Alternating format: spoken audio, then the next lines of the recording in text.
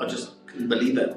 That me, and I don't know if I can put it in the perspective of, I was hated just for the way I look, and now I'm acknowledged by the country and by its highest kind of recognition you can receive.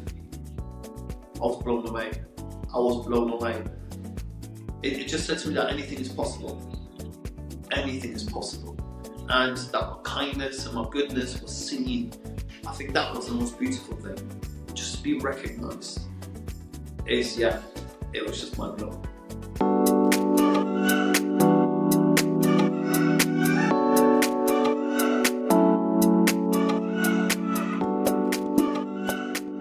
Welcome to Coaching Conversations, the show where we dive into the inspiring stories of innovators, entrepreneurs and change makers who are transforming industry and pushing the boundaries of what's possible. I'm your host, Coach Ellen Mai, and today's guest is Toby Gorniak MBE, aka Toby G, a Roma Gypsy originally from Poland, now living in the UK. Over the last 18 years, Toby's helped thousands of people to live their best lives, re-enter education, employment, and most importantly, be good people, giving back to their community.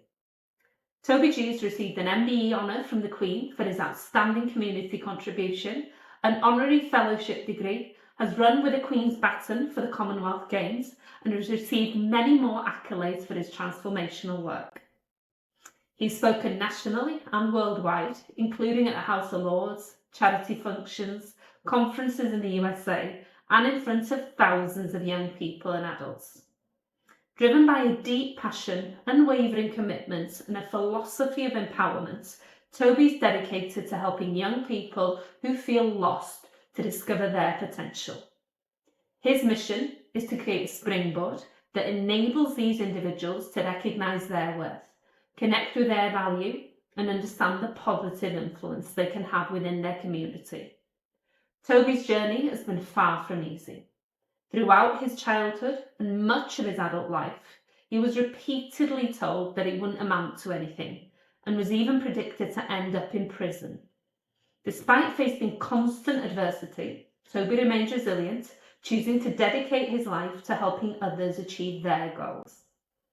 In this podcast, I'll be exploring what kept him moving forward when the odds were stacked against him, how his challenging upbringing shaped the person he is today, and his advice for those who feel like the world is against them. This coaching conversation will be an inspiring journey of life transformation and hope, where we uncover powerful stories of resilience, overcoming adversity, and practical insights on how to rise above life's challenges and achieve your true potential.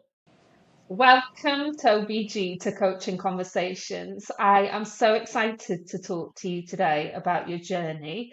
I know it's not been an easy one, but I think that people are in for a real treat when they hear about your story and your life. So should we start at the very beginning then, for anyone that doesn't know anything about you?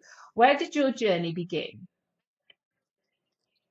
So, welcome, thank you for having me. So my journey began in Poland when I was a young little Roma boy, where the whole craziness started.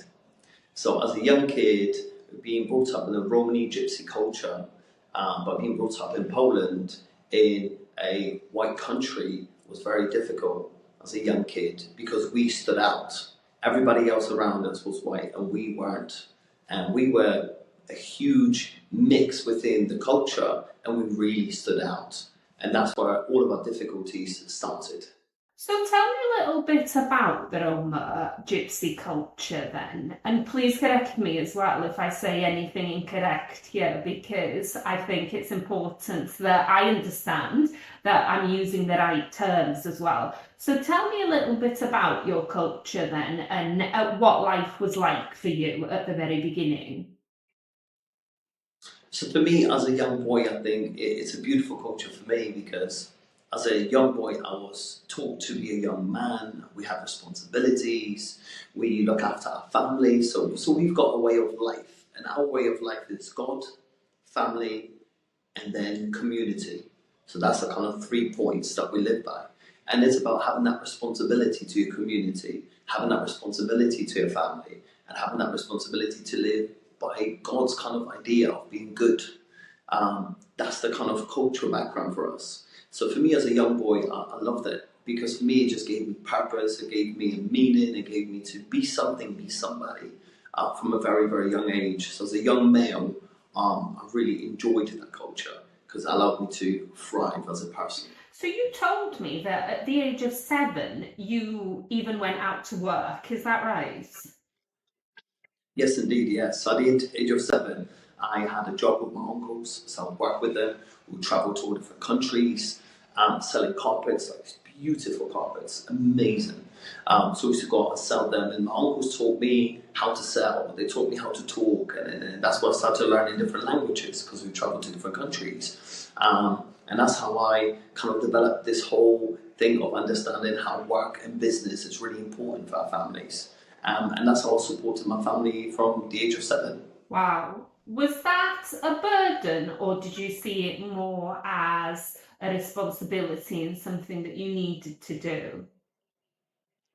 I think as a young boy, I didn't know any difference. So this was way of life. And for me, the beautiful thing about it, I was empowered by it.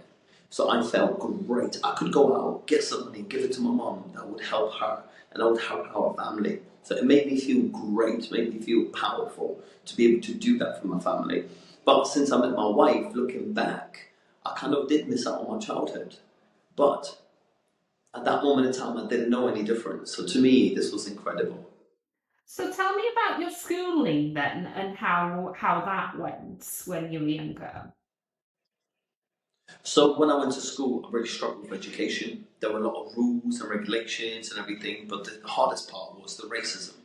So a lot of people didn't like me because of my skin color, because of my culture, because of what I represent. And for me, I like money, because money was something that we always needed. So I like maths, and I was really good at maths. I loved it. So one day I was preparing for this test, and I was so excited because I knew I was on fire. I knew I stayed up all night before with my sister, and we practiced and practiced and practiced, and I was ready. So the next day, when I walked into school, I walked in with this different energy, like I had this power. I knew I was going to do well because I felt really confident. So I knew what I was doing. So we went into the class, sat down, sat at my table. Miss said, open your books, start the test. So we started the test. Within like 15, 20 minutes, I was finished. My hand was up and I was ready, and I was so chuffed because everybody else was still writing in the classroom. So chuffed. And then the teacher walked up to me, picked up my book, looked through the book, ripped my book, smacked me in the back of the head, and then told me to go in the corner. And I was just like, what? I was just so confused. I just didn't understand what just happened. When I knew what I did was good, I knew I didn't deserve what just happened. So I'm just in a shock, got up, stood in the corner, and I said, Miss, what did I do? She went, they're talking back to me, you can go to the head teacher's office. And I got told off again. That was my schooling. Most of the time, always got told off, always got told that I'm stupid, that I'm not clever, that I'm dumb, and always this gypsy stuff and the Roma stuff got brought up. Because you're a gypsy, because you're Roma, you're not clever, you're not this. And that's something I face on a daily basis in education. Wow. How did you come back from that then, Toby? Because I would have thought that that would have had a profound effect on a child when they didn't feel like they fit in at school, especially. Were you a rarity within your school, or were there other Roma families there as well? No, so it was me and my brother who were in that particular school. So it's only two of us. There were not any Roma children. And when that happened, what did you do after that? How did you come back from it? Literally. So for me, after that, I was really upset. Went home, told my mum, and then she told me, "Were you the first one who put your hand up? Yeah, were all the other children writing?" I said, "Yeah." So really, what it was, you embarrassed all the other children. You embarrassed all the culture of theirs that you were better than them, and they never want you to be better than them.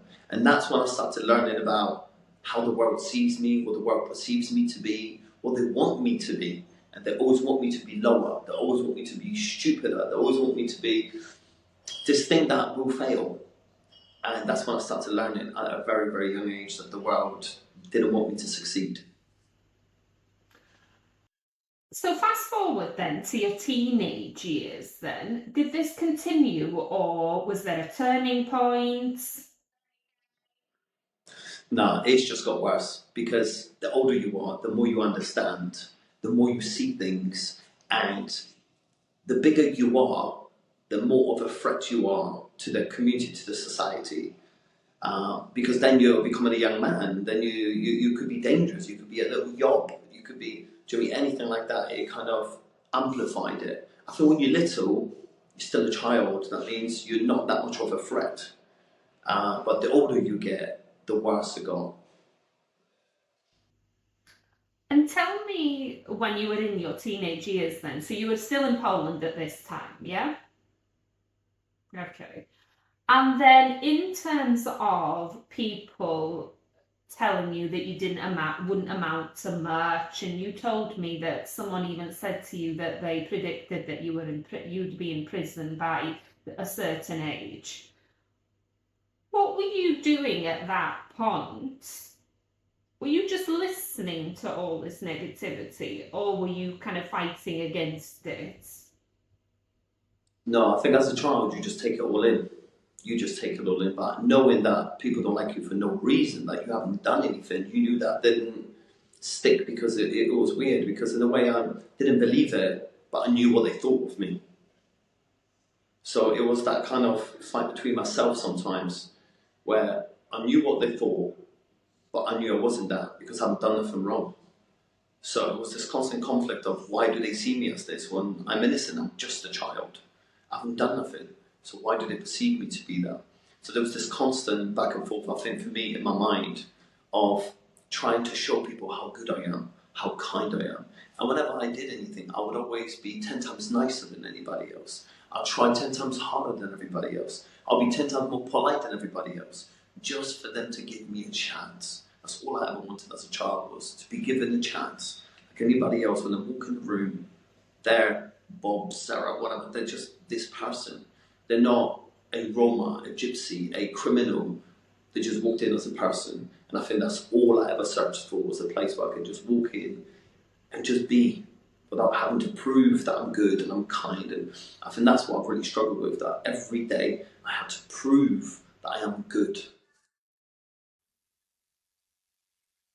you find anyone during that time in your life that did believe in you? Or did you feel a bit like the world was against you? There were a few little people, yes, definitely, 100%. I think there were these few people, like the lady in a corner shop. She would at least talk to me. To me, that was a way of respect. That's what I felt. She trusted me. She didn't think I'll come to the shop and I'll steal something. I was allowed to walk in the shop and do my shopping, and she would speak to me, and then I was allowed to walk out. Now, to somebody, this means not much. To me, that was huge. I was allowed to walk into a shop without being funneled, without being told that, sometimes I walked into a shop, so like, I'm watching you, we've got cameras here, and I'll be like, I've just literally walked in. But to walk into a shop, so for me, that lady gave me faith that there are good people. And that she saw me that I'm good, that I'm kind, that I didn't do nothing. Wow, that's amazing that someone that probably didn't know the influence or the impact that she had on you did shape some of your childhood and your upbringing as well. What would you want to say to her if you ever met her again? If I could never see that lady, I'll just say the biggest thank you for your kindness, because it didn't go unnoticed for me as a kid. Wow. So fast forward now, you were living in Poland at the time. What age were you when you moved to the UK? So I was 14 when we moved over to England. And what was the reason for that? So the reason for that was, in our city, there was a lot of racism happening. So we had a group of skinheads come to our city, and there was a lot of violence. a lot of fights, a lot of trouble. 2 people died from the Roma community because of this stuff. So my mom got really worried and she thought, well, we have to do something. We're going to have to get out because not only that, we were being young teenagers and we thought we have to protect our community. We can't allow this to happen. So my mom knew if she stayed, we would be killed or someone would kill us. Or we would have maybe killed somebody else just to protect ourselves. So she knew no matter what she would have done, she would have lost her sons. So the best thing she found to do was just to grab us and leave. Wow. What was life like then? So you were going from a very difficult place to then the UK. And did you go directly to Plymouth when you came to the UK? So for me, first of all, it was like just ripping me out and we were just gone. We didn't even pack, we didn't do nothing. We knew that coming to a city, it was literally, we're going, and we were gone. So we just left. Then we're going to the plane, the airport, and then we're flying over to England. And when we landed, I said to my mum, while we're here, the people are still white. They're still the same people. There's no difference. The life is not going to change. It's going to be the same. So I was really upset because I thought we just moved to another place with the same people. So we were trying to run away from these people. Now we're in the same place with the same people. So I was really confused as a kid. Then when we arrived here, we went to London Airport. They put us in this camp, and the camp was awful. It was like a barracks, and you had to share these rooms. You had these bunk beds. The food was awful. There were families there. There were like 6 months to a year held there, and they wouldn't let them in. And they made it so difficult for you every single day. And every single day they were offering you tickets to fly back home. So they made it on purpose so difficult that you would give up and you would fly home. So, and my mum would actually go and argue and fight with them every single day to say, no, we need to stay here. My children are not safe to go back home. We need to stay here. We need to be allowed in the country. And we were lucky that within 2 weeks, we were allowed in. But like I said, there were families there for like 6 months to a year that we've met. Like I said, the food and everything was awful, really bad. But I think everything that was designed for people to give up and go back home. So it sounds like a lot of your resilience comes from your mum as well, that she was determined to keep you all here. So what happened next after you came out of the camp? So once we left, we were moved to like a bed and breakfast, like a halfway place. So we were moved. We stayed there for 2 days, and then they moved us to Plymouth. So we didn't have no choice. We didn't have no say. They just literally grabbed us and moved us. Then we arrived in Plymouth. We couldn't speak no English. A couple of people picked us up, took us to this house, said this is where you're going to live. And then when we turned up to the house, it was in the evening. There was no food, no nothing. I said, "Can we get some food?" One of the guys took us around the corner. There was a corner shop. Went and bought some food, and that's where the whole journey started. Wow. Did that feel like the beginning of your new life then? What was that actual feeling like from that point onwards? I think for me at the beginning, I was really worried because, like I said, it was to me it was the same place. It was the same white people. Well, the same thing could happen to us at any moment in time. So I was very worried and I was very aware of everything that was happening around us. Like my brother and my sister would go at the park. I would have to go with them, watch them, just to make sure nothing happened. And like on one of our first days, we went to the park. There was this bigger boy bullying these 2 kids. And my brother said, "Should do something. We can't allow this." I said, "We can't do nothing, dude. I don't know who these people are. How many people are going to come after? Um, we just can't." And then the next time that happened, we were like, "Oh, we got to do something now." So we did. We stood up for people, but we couldn't even speak English. So we're speaking to them in Polish. Do you know what I mean? So these people looking at us confused. And then they walked away and left those people alone. But for me, I was like, we're in the same place. So at the beginning, I was really worried and it felt like we were just in the same place. Wow. And then, in terms of settling in, so learning English, for example, and making friends. How do you do that even when you go from such an extreme environment to a new one? How do you even begin? I think for us it all started in a local park. So Freedom Fields Park was the coolest park ever. It was literally 2 minutes up the road from my house. So we would be there every single day, all day, just in the park. So we would go to the park and play, and I think as a child, sometimes you don't need the language. You just need a football, you need a game, you need the swings, you need just the basics. And I think as children, you just make friends so much easier and quicker. And I think that was the really nice thing for us. And one of the things we had, me and my brother did breakdancing. So we would start training breakdancing in the park. And that usually got a big crowd of people coming and watching and seeing what we were doing. And then the other kids would be like, oh, show me this, show me this, show me what you can do. And that kind of built our friendships and our language right at the beginning of our journey. Wow. So this love of dance has always been in you then. So you're a choreographer now, and you obviously work within the arts and you use dance still. Where did that love Yes. begin with? I think that was just in the Roma culture. We dance and sing every day. It's like breakfast. Do you know what I mean? It's something you just do. So every party, every celebration, we dance and sing. It's a very natural thing to us.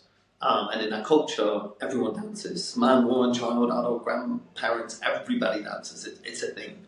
And I think that's where I got so used to it. To me, it was normal. And then one day, I remember watching MTV, and I seen people doing hip hop, and I seen people doing breaking, and I was like, wow, that's cool. And that's when we started messing around and doing stuff, and we would be doing it on concrete, and you hurt yourself a lot, and it hurts. But we would never give up. We always wanted to learn the coolest trick and do the coolest stuff, and I think that's where the whole thing extends from. But it comes from our Roma Gypsy culture, where to us it was just normal to sing and dance. Wow. So, how do you think the creative arts like dance and music then can actually potentially be a tool for social change as well? Huge, huge. I mean, I've used dance to change people's total lives. And that was just by giving them a different tool to express their emotions, the feelings, the pains, the struggles, and teach them how to overcome things. Because if you build confidence in any aspect in life, that will overflow in anything else you do. But you have to start somewhere. Some people do it for singing, dancing, poetry, drawing, swimming, sports, gym, any shape or form you build confidence, it will overflow to all your other aspects of life. And I think for me, dance was something I'm really passionate about. And I know how much it opens your heart. And that's where usually everything starts when I do my work. It starts from your heart. Once you start from your heart, everything else just makes sense and everything just comes together. And that's why I love what I do so much. So, talking about the heart then and positivity, what are your life pillars then? You've mentioned this before, but I think it's incredibly powerful the way that you say it and that you live every day by these kind of pillars. Yes, I do, yes. Some of these 5 principles, and they're based on, and literally, I taught these to my children since they were born. I needed my children to know them, but not only know them, I needed my children to be them. Because that's one thing. A lot of people talk about things, they don't do things. For me, it's about action. Be it, show me. And I knew the best way to show to my children those things is by being it. And every day I try my best to be it. So it's the 5 elements, and it starts with respect, peace, love, unity, and having fun. So we call it the 5E, the 5 elements. And I literally live by them. And every single day, everything I do, and I try to be the best I can with those 5 elements. Do your children now follow those elements as well? And that's something I'm very, very proud of, because anywhere my kids go, people go, your children are so lovely, your children are so kind. To me, there's nothing better as a parent to be ever told how amazing your child is by the manners, by the behaviours, by the code they live by. There's nothing better. I mean, I remember one of my daughters, she was in school and she got taken out of class to help children that were struggling in the class. She was doing what I was doing. Do you know what I mean? She was doing my job in school and she was only like 9 years old. It's incredible that they've picked up this culture of everything I do, and to them it was so natural, it's so normal to be able to help somebody, to be able to guide someone through the struggles so they can come out and join the class again. It was just incredible when I found out that, my kids are doing that in school. Wow. So tell me a little bit about then, Toby, how your childhood now is shaping your own children's childhood. How much of a role does it play? Oh, huge. One of the things I've learned from my life is to tell my kids the truth. Truth is really important to me. I don't want to sugarcoat nothing. I don't want to make anything pretty. It is what it is, because one day they're going to grow up and I need them to understand the world is a tough place. And we just got to find the ways to make it better for ourselves, to understand the system, understand how it works, and understand the difference we can make to be able to have that good life. Because if not, people don't understand it and people don't appreciate. Like when my kids have things, they understand that dad sometimes didn't eat for a week. So when we have food, we're grateful we have food because we know that people in the world who don't have it. When we are capable to go buy presents, buy toys, buy clothes that we want, things that we fancy, we need to understand how lucky we are and blessed we are to be able to do that. So I think that has shaped all our children's lives, that they consider why we spend money, how we spend money, and where it comes from. Because I hear this term said very often by parents: money doesn't grow on trees. I never wanted to say that to my children, because then I would have taught my children there's lack of money. There is a lack of money in the world. Literally, you can have as much money as you like. You just got to work for it. You just got to earn it. You just got to be clever. So there's anything you would like to have. But for me, I think the bigger principle is, how would you spend it? What do you do with it? Do you buy a really cool watch, but then you don't have a relationship with your family? Or rather, you take that money and spend time going out for me with your family, spending time on a holiday with your family, or just going and sitting together somewhere. So sometimes, yes, it's great to have the value of money, but something greater value than money is value of family, that connection, that relationship. And again, that's something I'm so blessed about, because all my kids are like little magnets. Anyone needs each other, we just room all together, and we all stand there and all support one another. And that's something I'm so blessed and so lucky about, that my kids just come together. And it's like one for all for one. So tell me a little bit about your wife then and how she played a role in your life. Oh, she is incredible. There isn't enough I could say about my wife. Um, One of the things one day my wife explained to me, I am you, but about I am you as a boy version and you as me as a girl version. So we literally mirror each other all the time with everything that we do. It's meeting your twin, meeting your soulmate, meeting your best friend. When you have that in life, it is the most beautiful thing. And I remember the first time I met her was when I was working in Theatre Royal in Plymouth, and it was one of my first meetings. So we went to the meeting, to the staff meeting, because I was the dancing teacher, she was the acting teacher. And I remember I walked into the room and everyone kind of gave me a look like, oh, he's here again. I wasn't too welcomed. It was a certain class of people, and I was definitely a lower class, so they were a bit like, And she saw that, and she stood up, because I walked into the room, there was no seats. But she stood up, seeing this whole reaction in that moment, that energy in the room, stood up, said, "Excuse me, would you like to come and sit here?" And I was really confused, because again, in my culture, we give the lady a seat, the lady will give you a seat. So I was really confused at that moment. I went, well, okay. So then I went in, took Joe's seat, and then Joe walked right across the room, got a chair, and sat down next to me. And she made such a huge point to everybody in the room that this was wrong what they just did. And I was just like, wow. Because remember, that doesn't happen very often in my life. For another person to stand up for you, but right in front of everyone, that was just incredible. So I was just like, wow. That was my first kind of reaction when I met her. I was like, wow. And then we got talking. She loved hip hop. I loved hip hop. We had so many similarities. And then we started working together. And then it was like, well, we could set up our own company. You could do the dancing, I could do the acting, and we could create this. And then she said, so what are we going to call it? I said, let's call it Street Factory. And that's where our life's work was born. And we ran the company for 20 long, amazing years together. And me and my wife were just a strong, strong team. And one of the biggest things I love about Jo is her kindness, her awareness. She's so aware of people and how she understands the world. To me, it's just beautiful. And she was the first person who taught me how clever I am, how intelligent I am, how strong and powerful I am. So she opened me like a book and went, well, read this and look at this and look at that. And I went, wow, well, I am all of these things. So she was the first person who actually showed me how great I am in my life. Wow. So Toby, for some people listening that might not have that one person in their life, it could be a partner, it could be a friend, it could be that woman in the corner shop. How valuable is it just to have that one person, do you think, in life that believes in you or that's willing to give you time or willing to give you a chance? Oh, it's huge. It's like, wow.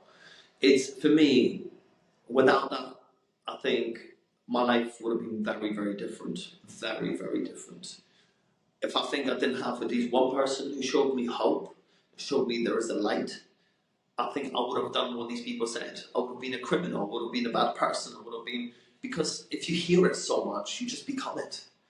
You start believing it. But it takes sometimes that one little gesture of kindness, one little gesture of time, or someone to listen to you. And it doesn't have to be nothing huge, but that can have a huge impact on your life. And I know how important it is to have at least one person in your life that believes in you, or can speak to you, or will listen to you. Within my job, usually I am that one for so many. I am that one for so many. And it's beautiful when you can be that one and you see them grow and you see them progress in life. It is magical when that happens. It is just beautiful. You see this flower bloom and it's just super beautiful. So for anyone listening then, how can we potentially be that one for other people? How can we show up for others? The main thing is to listen. Very important. Because lots of times we like to talk. We want to get our point across. We want to say what we want to say. To be able to listen means to be able to stop and consider that person's message for today. And so whenever I speak to people, I'm kind of more like, what am I going to learn from you today? So whenever I speak to people, I love to listen, so seeing what I can learn. Because every day is a gift. And I had to learn that lesson, that life is a gift. Me and you today are very lucky that we woke up and we get to be here today. Where many people don't have that today. So I live by that. It's like my first and my last every single day. And I know how blessed I am. So whenever anybody wants to speak to me, I will stop. Even if I'm racing to a meeting or to a job, I don't mind being late. Because there might be something important I'll learn today. So I do take my time. And I think for anybody, it's that small gesture just of listening or asking somebody, how's your day been? Lots of people ask this question, you're right, you're okay. And everyone's answer is, I'm okay, I'm alright. And you know people are not. So one of the things I do, I ask people, how was your day been? And that allows people to go, well, my day has been great, or it hasn't been so great. People feel more to have that conversation. And I think if you can do that for another human being, it is the most rewarding feeling you'll ever have in your life. When you know you just made that person's day today just by having a conversation with them. So it's the reframing of the question that's important, isn't it? And asking it on wanting to actually hear the answer rather than just asking it because you feel like it's job done. Yes, yes. And I think in the British culture, we have this very, very common word that we say, which is, "You all right?" And everyone will say, "Yeah, I'm all right." But really, we're not asking if you're all right. We're just saying hello. So I think for us to be able to change that is to ask the question in a different way, which is, "How's your day been?"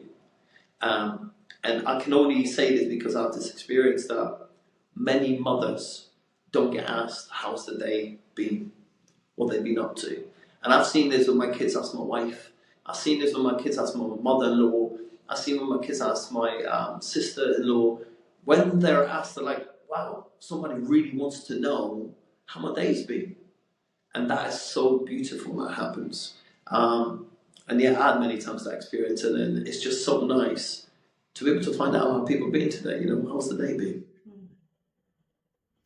So Toby, working with young people like you do and giving back so much, especially perhaps to people from difficult backgrounds, how do you make sure that you are able to stay committed to people even when sometimes the odds are stacked against you and that the situations are difficult? I think within my job, what's really important is to be honest. And everything goes back to me to that truth. Everything goes back to me to that word respect. I'm really honest with people. So when I work with people, whatever difficulty they face, I will be straight with them and I lay it out as it is. Again, don't sugarcoat things. Don't tell them the world is pink and rosy, and then they go out there and they get really shocked. I think it's about telling people the truth and then giving people the tools to be able to help themselves. Because I'm not going to be here forever. But while I'm here, it's the principle I've got like this. So I love woodworking, I love making things and building things. I love being handy. And my idea is this: I'll give you the wood, I'll give you the screws, I'll give you the tools, and I'll give you my time, and I'll show you how to build a table. I'll show you how to build a chair, so that you can sit around that table and you can eat at a table. Because many people have the wood, have the screws, have the tools, have the know-how, but just can't get themselves to build it. And sometimes we need a friend who's just going to help us build it with us. And I think that's the thing I do really well in my job, is help people build that table. And then people go and invite people to the table. And suddenly for one person at the table, they've got 10 people around the table. And that's the most beautiful thing when you get to achieve that. And they have done it. And then the only thing I ask for in return, I always say to people, you don't need nothing except one thing. Pass it on to another person. Let that ripple effect continue. We call it teach to teach. So what you receive today from me, there's love, there's kindness, there's this awareness of today. Please share it with somebody else in your future. Wow, that's amazing. I love the way you just put that. If everyone could do that, I think we'd be on to a good thing, wouldn't we? And the world would potentially be a better place. So I have to ask now then, Toby G MBE, how did that come about? Oh, the MBE. Oh, this was like crazy. This was crazy. This was like one of my favorite stories. So every Sunday in our family, it's a movie day. So we grab the blankets, snacks, cups of teas, and we all just bunk in the front room. Imagine there's 8 of us in the front room, and we watch a film. Sunday mornings, usually just everybody gets together, and we just chill for the morning. No rush, no nothing, just chill. So I said to Joe, always says, "I'll get the teas and everything else ready. You guys prepare the room." So I usually get the blankets because, like I said, I'm very handy. So I build this den for us. So me and the kids get all involved, start building, making it. And then Joe started screaming and jumping around in the kitchen. So I'm like thinking, yes, I've done it. Only because I played the postcode lottery. So I thought I won. So I'm upstairs going, yes, I won. Because we've been hearing it on TV, we've been hearing it on the news, and I thought, this is it. So I got so excited, and Joe, I was like, what's going on? Joe went, wait, so I'm coming up. Get everyone to sit down in the front room. So we're all really excited, me and my kids sat there. Joe's got this letter. I'm thinking, how many zeros? How much did we win? And then she reads this letter and it says, from the Queen, from Her Majesty the Queen, and then other words, and I'm like, Majesty the Queen? What has she got to do with the lottery? And I'm like, I don't know, she maybe gives them money? I don't know. So anyway, she read this whole letter, and I'm like, so how much did we win? She went, no, we didn't. What did you think this was? The lottery. She went, no, it's not the lottery. Oh, what was it? She went, you won an award, like a recognition. I was like, yeah, but I still don't understand it. So we had to YouTube it, we had to Google it, because I didn't understand none of the words that they were saying. In this letter, the words I like never heard before in my life. So I was so surprised. And then we researched it. I was like, wow. And that's when it hit me. I was like, what, me? And it was just incredible. It was just incredible. And then you're not allowed to tell no one. I think for 2 to 3 months, you're not allowed to tell no one. So then I was going to meetings and we're working really hard and everything. And people are like, oh, well done, Toby, just carry on, just keep on doing what you're doing, stick at it. I'm like, yes, but this amazing thing happened and I can't tell no one. So this was really tricky. And then we went to the palace. And when we went to the palace, I wanted still to be me, and I loved my community. Everyone in my community was like, Toby, do not change, be yourself. And I was like, yes, I will, yes, I will. Everyone was really strict. And I remember this one old lady said to me, Toby, be yourself, my love. I went, yes, I will. And that to me was so beautiful. So then when we went there, Joe ordered me this beautiful suit. And then I still wanted to wear my Nike trainers. And Joe went, if they don't let us in with your Nike trainers, I'm going to kill you. So we stood outside the gate, and imagine I've got my Nike trainers, like they were like brown, so they matched the suit really nice.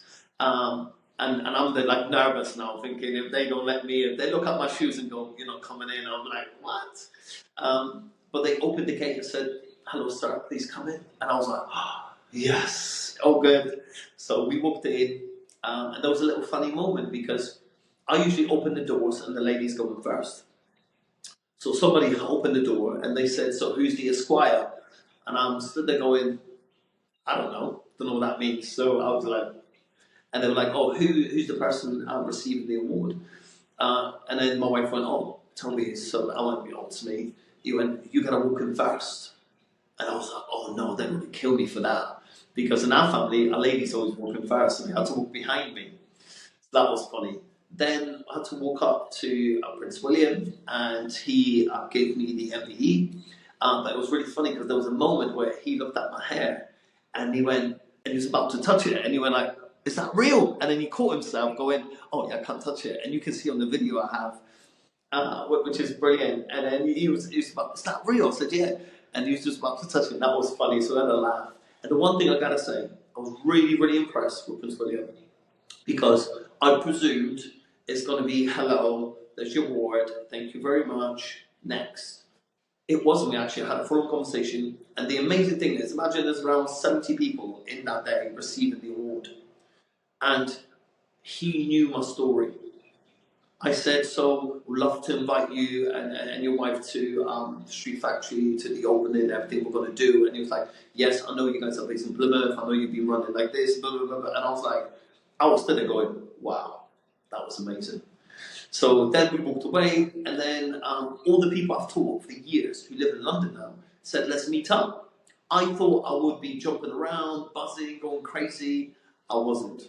When we arrived to the place where we had the meet with all the dancers and stuff, I was sat there like this. I just couldn't believe it. That me, and I don't know if I can put it in the perspective of, I was hated just for the way I look. And now I'm acknowledged by the country and by its highest kind of recognition you can receive. I was blown away. I was blown away. It just said to me that anything is possible. Anything is possible. And that my kindness and my goodness was seen. I think that was the most beautiful thing. Just to be recognized is, yeah, it was just mind blowing. Wow, what an incredibly proud moment for you, Toby, and massive congratulations. And Thank you. something I think that not only, are you leaving as part of your legacy, but it's such an inspiration for your community as well. So, in terms of that community, who was instrumental in putting you forward for this MBE then? Who were those believers? Oh, there were loads of people, and I was like shocked when I found out some of them. And some of them were like the chief of our local police, because I did loads of police community work. There was loads of head teachers from schools that I taught. There was the head of the Racial Equality Council who I worked with. Um, there was head teacher of a university, the Arts University in Plymouth. There were just so many incredible people, and I just work with them, and I just do what I love, and I don't think nothing else of it. I'm just so dedicated to what I love that I'm so lucky I get to do this every single day. I didn't think any otherwise. I just did what I love doing, and then for them to take the time and to write a letter on my behalf, and I think there was 12 letters all in together, which I feel like so 12 people took the time to write a letter to come together for me. Even that is mind-blowing. Like, this would never happen to me in Poland. It just wouldn't happen to me, because there's no chances, there's no opportunities like this for people to give you the chance and to believe in you so much. I'll tell you what, mind-blowing, just mind-blowing that these people took the time. And if these people are watching right now, thank you. I'm so grateful for your time and for your recognition. They obviously saw something in you, Toby, which I'm sure people listening can tell, even when you're speaking so passionately about things as well. So you've had a lot of success, especially in the last few years as well. But how do you measure that success in terms of the impact it has on perhaps individuals and communities as well? But the most beautiful thing for me, how I could measure my success in life, is how many people come and visit me back. So when I do events, when I do shows, when we do all these incredible, beautiful things, yes, these things are beautiful and great. There's nothing greater when somebody comes back and they're married and they've got children and they live a happy life. There's nothing greater than that. When someone comes back and they're like, Toby, I'm a professional now. I'm touring around the world. I've been in 30 countries. There's nothing better than that. When someone says, Toby, I have a job. Someone who was homeless, and now they have a job, they have a house. Do you know what I mean? There's nothing more powerful than that. To me, that's my success. But someone says, well, I've won loads of awards. Yes, they're great. But they're only good for me if I can open a door for somebody. They're only good for me if I can change somebody's life with it. Otherwise, it's like they're just trophies, they're just awards. For me, the most incredible thing is when you can change a human being's life. And I have so many stories. I mean, just literally so many stories. Like, one of them is one young dancer called Max, who won the BBC Young Dancer on TV. Then he got signed by Akram Khan Physical Theatre Company. He's on tour for the next 5 years, and all he does, dances every single day. So imagine you love something so much, it becomes your job. It's a dream come true. Then I have somebody who was homeless, who now have a house, who's about to get married this year, who lives a nice, beautiful life. He's got a dog. It's those little things I think sometimes people think, yeah, but that's what everyone is going to have. No, not every human being on this planet is going to have that. And when you do, you're so lucky and blessed. And I think that's what I love, when you can be that for some people. And the coolest thing is when people come back one day and they bring their kids and they go, Toby, that's my kid. And you think, wow, all that time and all that effort was worth every single moment. Wow, that's amazing. Toby, when someone like you gives a lot, and undoubtedly you give so much of yourself, not just from a physical perspective when you're dancing and when you're teaching, but you're giving a lot of your soul to people when you're working with them. How do you balance your own personal growth and ambitions with the time and energy you dedicate to helping others as well? I think I never made a decision to do this. It just happened. And I believe it was my life's calling. It's just some of us wake up and go, well, that's what feels most natural to me. And I know some people have that, and some people have to find it, and some people have to discover it, and some people are taught it. So it all comes in all different shapes and forms. But I think for me, I just had it from birth. I just knew that it felt so natural and so easy and so good to me. And one of the things I always teach people, you have to look after yourself physically, mentally, and spiritually. Those three things are so important to give you balance. And for people like me, you have to fill your cup. It's so vital to your survival, not just physical, but mental and spiritual. Because you give so much. And I mean, when I work with someone, I'll give you my heart and soul. I have to fill that cup again the next morning. And every day my cup is empty and I have to start again. And how I fill my cup is I wake up in the morning, I meditate, I study, I learn, I watch podcasts. Learning is very vital to your growth in life. Then I go to the gym, then I do running, then I swim in the ocean. It's all these things. And then the most important thing for me, I think, in my kind of filling my cup, is my family time. My family really fill my cup. The love, the care, the encouragement I receive from my family, I think that's my filling of my cup. There is the stuff I gotta do for me that builds me, and I think makes me understand the world better, navigate better in the world. And then there's this thing that fills my cup, which is my family, the love. That's the key, I think, to my constant being able to give is what I receive. I think that's how I sustain what I do. And I know I'm going to sustain forever doing this because the love I get from my family. My kids waking up in the morning, good morning, Dad, give me a hug, love you. That is undescribable. That's so powerful. We probably say in the family the word I love you a million times a day. Somebody gives you something, oh, thank you, love you. That means something in that family, and I think that is my true key to the power of what I do is love, and to be able to receive it, and then you can share it so much because you know the meaning of it, and you know what it feels like. Wow, that's beautiful. So, Toby, what legacy do you want to be leaving then? So for me, the word legacy is quite tricky because I wouldn't want anyone having to do what I did. I would like someone to be inspired and to think, I would like to live like that, I would like to be like that. But I would like people to choose, because legacy sometimes I felt like, well, if your dad did it, it means you're going to do it, and everyone expects you to do it because your dad did it. And I want any of my children feel the burden to do what I did just because I did it.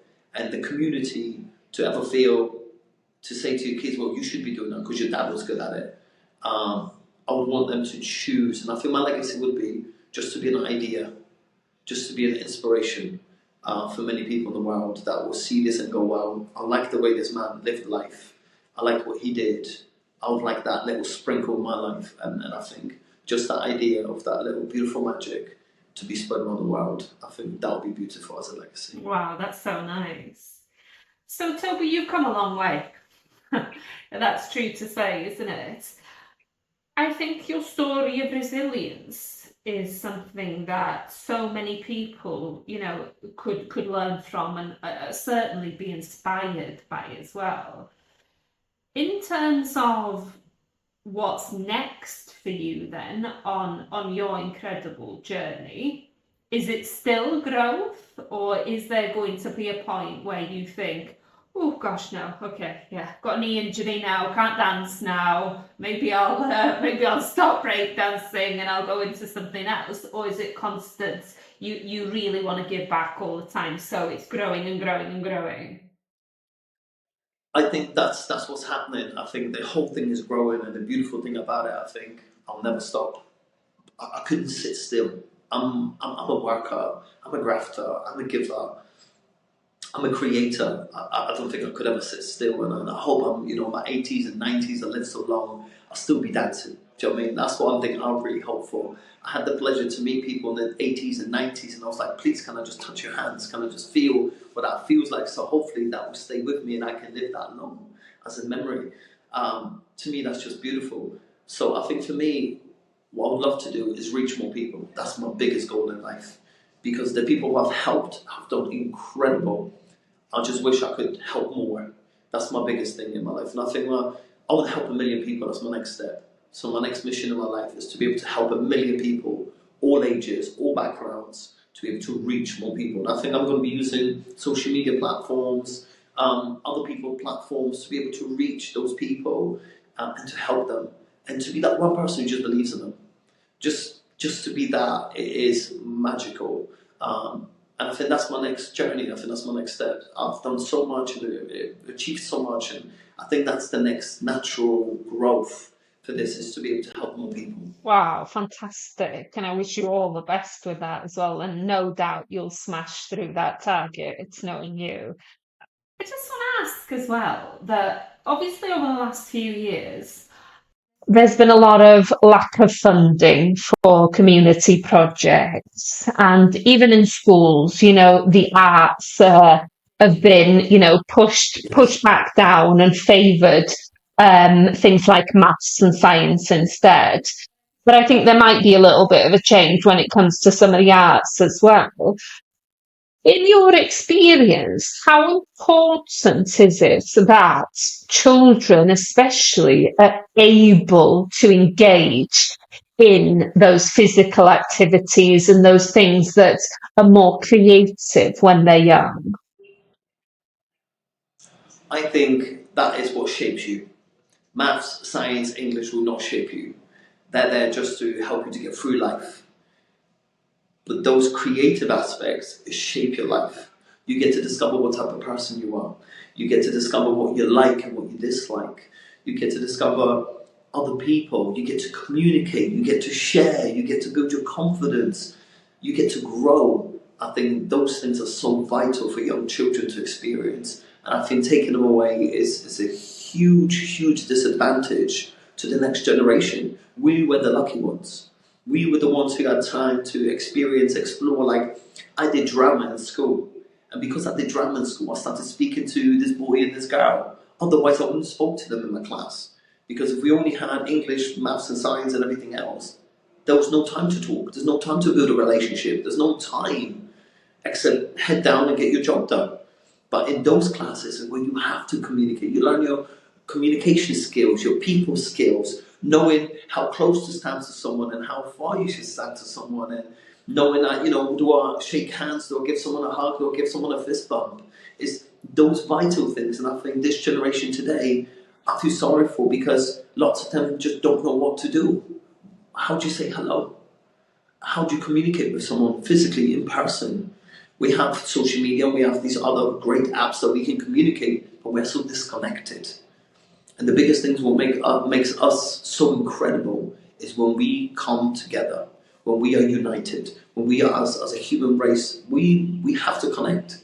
But there is a real connection that's missing. And I think without the arts, that's what's missing for our children. And in the future, we're going to have a lot of children who are terrified of talking to a human being, because there was no space, there was no time for children to learn how to do these things. And I think school was the perfect place for you to learn how to play, how to communicate, how to navigate, how to build relationships, just how to work out how things work.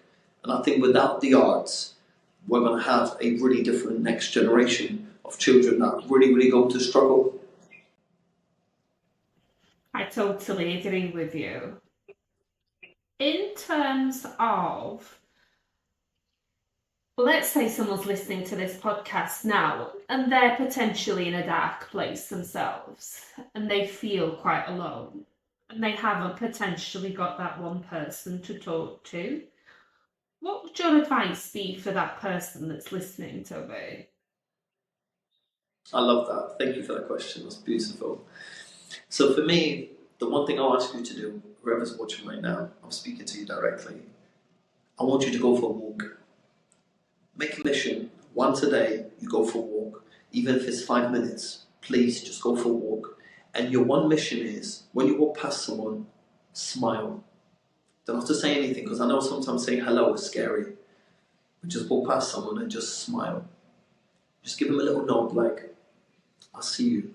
And you will see how many people will see you. And then from then you'll build your confidence. And then one day you might say hello. And then one day you might say good morning. And that will just build and build and build. I always say to people, get out of your bubble, get out of your house. go out into the community, go to your local park, take that little walk. You might see someone with a dog. You can talk about the dog and just start building these very gentle, very soft conversations. And that's how things change. And the hardest part in life is change your personality to change your reality. So that means we have to change who we are at this moment in time, because we as human beings are meant to grow. So take your time and start growing.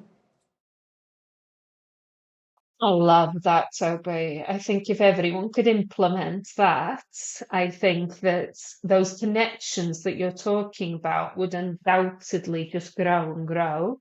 And it's about teaching one person to do something and then passing that on as well, isn't it? And not having the fear as well, I think, if you agree, not having the fear to put yourself out there, because a smile can go such a long way, can't it, into completely transforming your day and someone else's. So, what's next then, Toby? On the cards for you, what's coming up? Okay, so what's next? Lots and lots of incredible things. So we are about to launch a Roma clothing brand, because we haven't got one in the world. There isn't a cool Roma brand there isn't a Roma shop. There isn't, like, got Nike, Adidas, all these stuff. There's nothing that says Roma. And I want to wear something that represents me and my people and my culture. I feel proud wearing it. So that's something that I'm really excited about. So that's something that we're creating next. Then the next goal is to help 1 million people. And how I'm doing that, we're going to be setting up an online Zoom, WhatsApp group, to start building the numbers, building the people, getting people together and spreading this magical little sparkles to be able to help people. And then this year, starting from end of October, I'll be traveling around the world. So I'll be traveling around Europe, I'll be working in Dubai. So we're going to be traveling all around the world to start helping people, because this mission of helping 1 million people means everywhere around the world. So I will be traveling, touring, and trying to reach the people that need my help. Wow. I'm getting goosebumps, Toby. I can feel it. I can feel it. Wow, that's amazing. Well, thank you so much for not just sharing your journey, but sharing some incredible tips and insights as well that will undoubtedly help the people listening. So if they just take one thing away, even from what you've said, I think that there's potential there for self growth, is through the roof. And personally can't wait to see, where you go next, Toby, because I think the sky's the limit. And I'll be definitely putting an order in as well for one of your items as well, because I definitely want to embody some of that vibe without a doubt. So thank you so much for being such an incredible guest. This has been Coaching Conversations. I'm Coach Ellie Mai. All of Toby G MBE's details will be below the video. So please click on them, connect with him, and stay up to date with everything amazing that he's doing. Thank you so much, Toby. Please remember to like, subscribe, and share as well. Thank you. And just what I want to say is thank you very much for holding the light for me today. You're really kind for sharing your space. I just want to say thank you. And to all of you watching, peace and love. Thank you, and see you soon. Thank you. Bye.